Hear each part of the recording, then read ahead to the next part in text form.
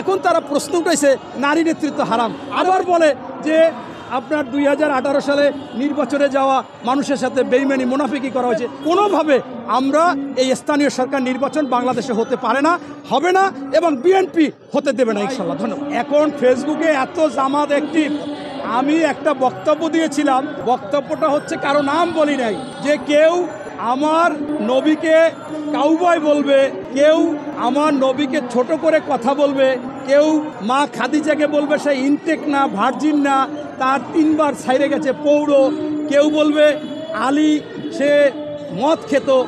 এই ধরনের কথা যারা বলবে তাদেরকে নিয়ে আমাদের চিন্তা করা উচিত। আমি এই বক্তব্যটা কে যেন সার্চে দেয়, 13,000 আমার বিরুদ্ধে ফেসবুকে এই করছে। আমি তো কারো নাম বলি নাই ভাই, সেইখানে যদি 13,000 পরে ঘাটাই ঘাটে দেখি যে ওই দলের লোক, তাই আমারই তো নিজের কাছে আমি অবাক হই যে একজন লোক যদি বলে যে আমি আর অমুক দেশপ্রেমিক একমাত্র বাংলাদেশে। ভাই, তোমাকে যদি প্রশ্ন করা হয় যে তুমি কি স্বাধীনতা যুদ্ধের পক্ষে না বিপক্ষে, তুমি বলবা যে বিপক্ষে এক কথায়। তা তুমি স্বাধীনতা যুদ্ধে ভূমিকাই নিলে না, তোমার আবার দেশটা আসলো কোথা থেকে? আবার দেশের প্রেমিকটা হইলে কেমন? তুমি তো দেশের বিরোধী ছিলা, তুমি তো এটা বলতে পারো না। আবার তুমি টুপ করে বললা যে আমি আওয়ামী লীগের সবাইকে ক্ষমা করে দিব, তুমি ভোট নেওয়ার জন্য ক্ষমতায় আসার জন্য টুপ করে ক্ষমা করে দেবা। এইটা তারই একজন দলের লোক, তিনি বললেন যে আপনার কি সন্তান মারা গেছে, আপনি কিভাবে ক্ষমা করবেন? যদি আপনি ক্ষমা করেন শহীদের সাথে বেইমানি করা হবে। আবার ভারতকে 2-3 বার অফার দিচ্ছে যে আপনারা আমার শত্রু না, আপনাদের সাথে সমঝোতা করে। এই যে বিষয়গুলো এরা আসলে কোন সময় কি বলে, এইটাই অবাক। আমরা আগে মনে করতাম যে এরা হচ্ছে যা কথা বলে মাইপা জুইপা বলে এবং সঠিক বলে, কিন্তু এখন দেখতেছি যে অনেক কথাই তারা এলোমেলো বলতেছে, সকাল বিকাল করতেছে। এবং আমার কাছে আরও আজব লাগে, এখন তারা প্রশ্ন উঠেছে নারী নেতৃত্ব হারাম। আরে ভাই, তাদের অধীনে তুমি মন্ত্রী ছিলা, তোমাদের দলের প্রধানরা মন্ত্রী ছিল, এমপি ছিল, এখন নারী নেতৃত্ব হারাম হয়ে গেলে এটা কেমন? সেই দিন মনে ছিল না।